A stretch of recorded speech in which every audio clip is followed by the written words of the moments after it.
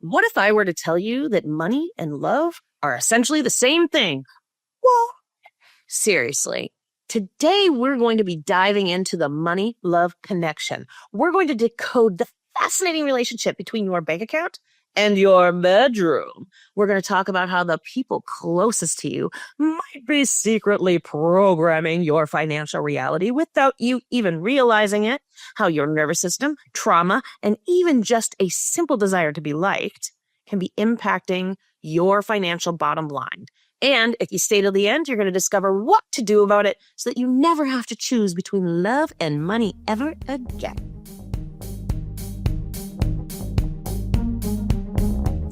Hey, I'm Dr. Ash, and I help entrepreneurs basically rewire and reprogram their entire being to higher levels of wealth, success, and abundance. I am a psychologist with over 20 years experience helping thousands of people just like you to achieve this wealth with more ease and more fun. But did you know that things like your most intimate relationships may just be the thing standing in the way of what it is that you want most, right? Making more money in your business to be more successful, to, create more money with less time. All of these things can be so powerfully impacted by your most intimate relationships. And that's what we're here to talk about today. So our mindset, our entire point of view is powerfully influenced by the people that we surround ourselves with. Now, you've probably heard this quote before, that you are the sum of the 5 people you spend the most time with, right? A lot of people don't like that quote because they're like, well, I don't have a choice about some of these people. And if that's true, then I'm screwed. Well, we don't want you to feel that way. We want you to feel empowered to either shift the people you're around or to understand their power so that you can shift your perspective and have a different kind of relationship with those 5 people. So the number one most powerful person in your life when it comes to your relationship with money, when it comes to your relationship with success, is your partner. I'm just going to be blunt. Yes. Is your relationship with your family, with your parents, with your family of origin, with your ancestors important? Heck yes, that is super important. That creates the formative foundation, the structure on which all of our other beliefs are built. However, most of the time, we're not sitting in our mom's house anymore and hearing her talk to us constantly day after day and having her beliefs implanted in our brain and those perspectives constantly reinforced. What happens with those family and ancestral stories is they end up getting, impacting us on a cellular neurobiological level, on a subconscious level in our beliefs, but we can rewire those things more easily in some ways because that person isn't constantly reinforcing it in our brain. Granted, if you live with your mom, the whole calculus might be a little bit different, but we're not talking about that today. What we're talking about today is the fact that you very likely live with your partner, right? You're married, you've been married for a while, and your partner is constantly planting seeds in your reality that are based upon their fears, based upon their limits, based upon what they have the capacity and vision to embody for themselves. So what I mean by this is when we are around somebody all the time, right? We are constantly hearing feedback about what their worldview is, right? Whether that worldview is built on scarcity beliefs, like the fact that they don't think money can grow on trees, or they think that you have to work really hard for money, or they think starting a business is really too hard, or if they think that, let's say you have, here's a good story. Here's a good example.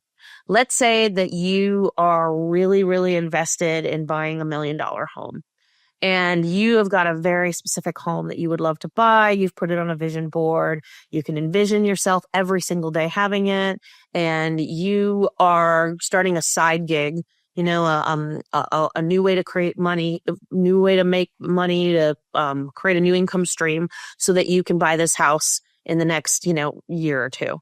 And you are super invested in it, and you believe with every fiber of your being that this is what you're going to have. And then your partner goes, "Are you kidding me? Are you delusional? It's crazy. Her house is worth 200 grand. What do you mean you're going to buy $1 million home? You made 50 grand last year. What do you mean you're going to buy $2 million home in 2 years? That's crazy. Who does that? I've never seen anybody be able to do that. How does that impact the way you feel about that desire and that belief? Does it make you feel totally within the realm of, yes, it's going to happen for me? Or does it make you begin to see little cracks of doubt on the dream? Does it make you feel as though you need to question yourself and question your irrational belief that this is inevitable for you? Does it make you feel as though maybe your partner is judging you, or maybe your partner might be right, or maybe they know more than you? Does it make you feel resentment that they aren't on board for what it is that you want to build and what it is that you want to create? And so then you start to feel like, well, maybe I need a new partner, or maybe this relationship isn't right for me if they can't get on board with my vision, right? A lot of these things come up for folks when it comes to having a partner who has a different money mindset than they do, who has a different perspective on what it is that they want to create and bring into their life. And this can have terrible repercussions in our financial bottom line, in our ability to be successful. The primary reason that this happens is because it represents what I call a fundamental values conflict, a fundamental values conflict between more money and love. We feel as though we either have to turn towards love and maintaining these love relationships with the person who may not have the same money mindset or same ability to hold big, fat, juicy desires as we do, or we feel like we have to turn towards money and focus on our goals and our desires and what it is that we want to create and turn away from those relationships. And when you feel as though you're choosing between two things that you value, in this case, money and love, you're going to always choose the thing you value more. And 9 times out of 10, people value love more, which is good because our whole, you know what I mean? I believe we're here to love each other. I believe that we're here to be more loving and to be a big ball of juicy love, right? Whether it's for ourselves, whether it's for our community, whether it's for our partners, parents, whatever it is. But when we put that up against in a contest with money, guess what's going to lose? Money. Guess what's going to happen? We're going to feel stuck. Guess what's going to happen? We're not going to get what we want. Guess what's going to happen? We're not going to get more successful. We're not going to feel that we can achieve all the things, or we're going to subconsciously sabotage ourselves, throw on the handbrake. You know, our subconscious mind outside of our awareness is going to throw on the handbrake, slow us down, or stop us from achieving what it is we truly want. And we'll continually ask ourselves why we're stuck at the same level. We'll continually ask ourselves why we're still seeing the reality that we don't want, which is maybe not having the money we want and not being able to create it. And it's because we feel as though, on a subconscious level again, that we have to choose between love and money. And so then we prioritize love, of course, which is a beautiful thing. But we got to take the contest out of this, peeps. We got to take, this is not a war between love and money. These two things can coexist. They can exist together.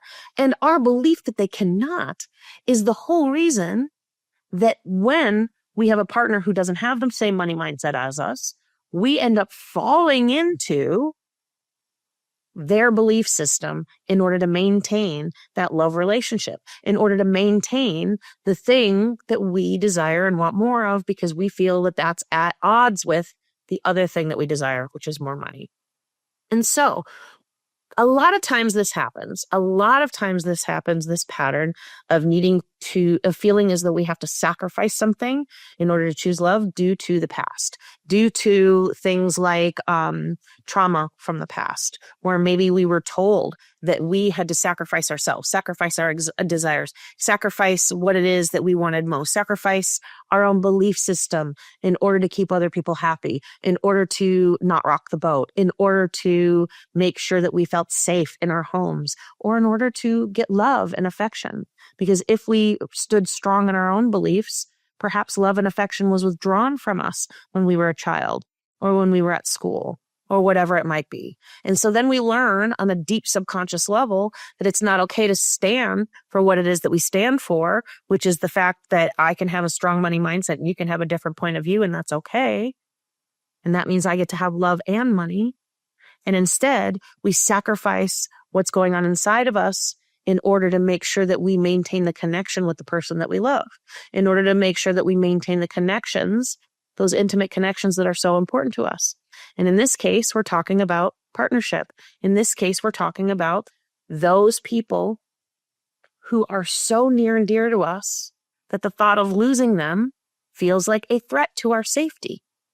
And this is now where we step into the regulation of the nervous system and the role of the nervous system in terms of this process, and the role of the nervous system in terms of how our most intimate relationships can impact our financial reality.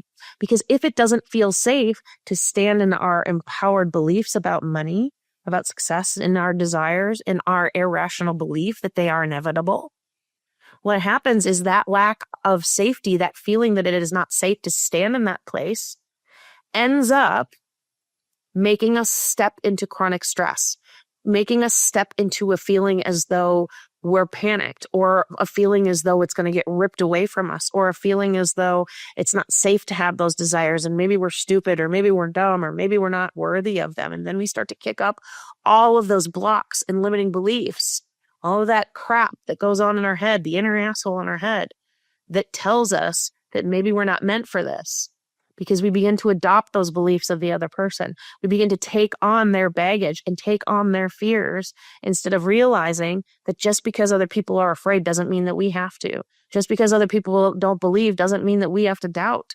Just because we, at the core, at the foundation of everything that I stand for, of everything that I teach my clients, is we cannot allow the world or other people to dictate how we feel about ourselves, about our finances, about our capacities, about our ability to be successful, to build wealth. When we no longer let the outside world dictate that, and we take that power within us about our capacity to be happy, whatever it might be, guess what? We are endlessly powerful. We are endlessly powerful. And this shows up in our most intimate relationships because we just want to be loved. We just want to be adored.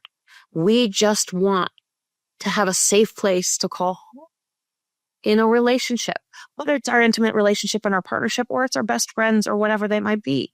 Those 5 people we surround ourselves with. We just want to find a place, a safe place to land, so to speak, right?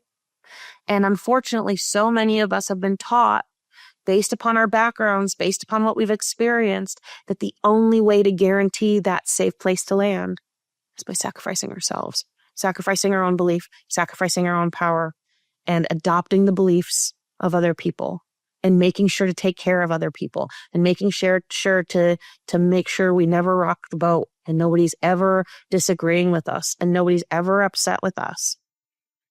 Well, if your partner, let's go back to the example we talked about at the beginning, where you want this $1 million house, and you are so focused on it and juiced up and excited about your business idea that you're going to use to buy this house, and your partner starts seeding your subconscious mind, basically planting little seeds of doubt that that's ridiculous, that's not going to happen.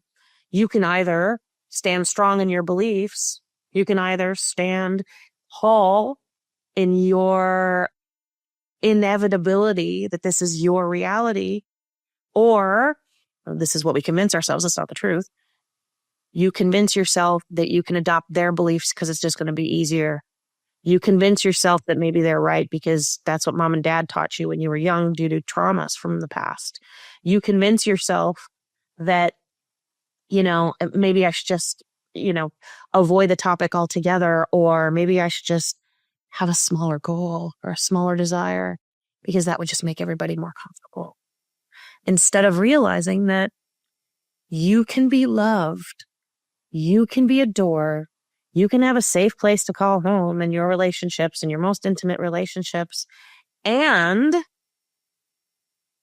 have your irrational belief in yourself, and have this inevitability inside of yourself, and have a money mindset that does not match your partner's in any way, shape, or form. One of the things that I love about relationships is relationships are like biological systems. Relationships, let me go back. relationships are like biological systems. They all seek equilibrium, right? They all seek a degree of balance and harmony. Now, when we've operated the same way in our relationships for the longest time, like taking on our partner's scarcity beliefs or doubts about these things that we want to create or our ability to be successful in our business, whatever it might be, and we take those things on, that's been the equilibrium for the very, very long time. And that's been the way things are.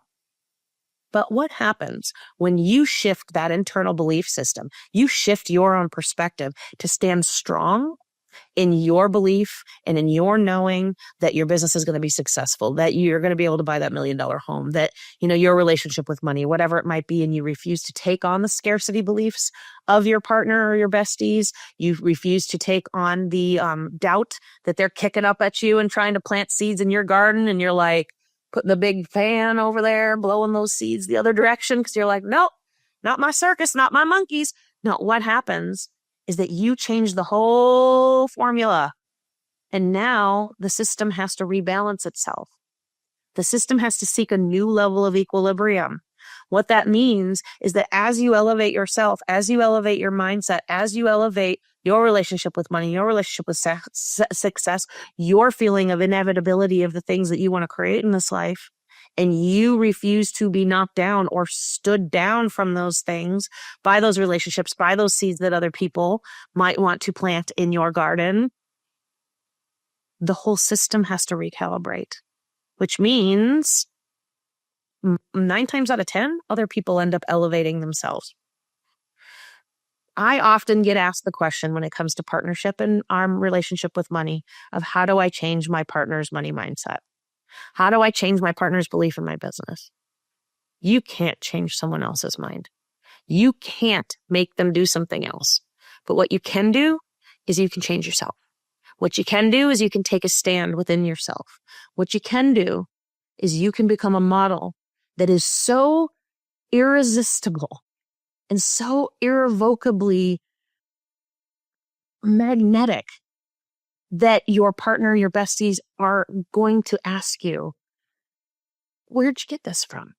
They're going to make choices that maybe you didn't think they were going to make. They're going to begin doing things in new ways that you are surprised at.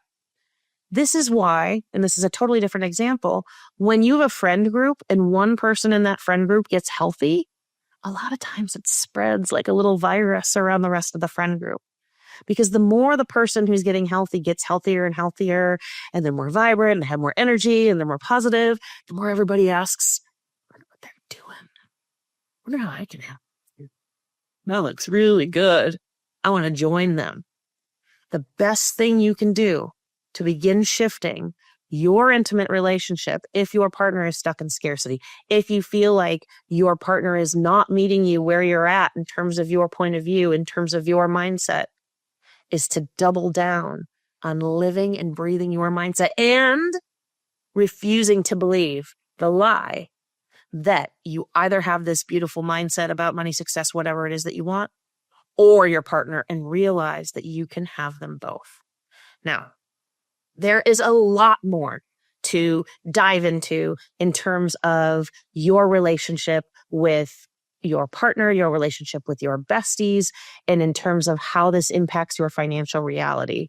And we're going to dig into this deeper at another time. But just kind of a beautiful preview is, attachment theory, where it is that we find safety, the patterns that we see in our relationships in terms of saving and spender, and how these things play out in our, in the dynamics that we end up perpetuating.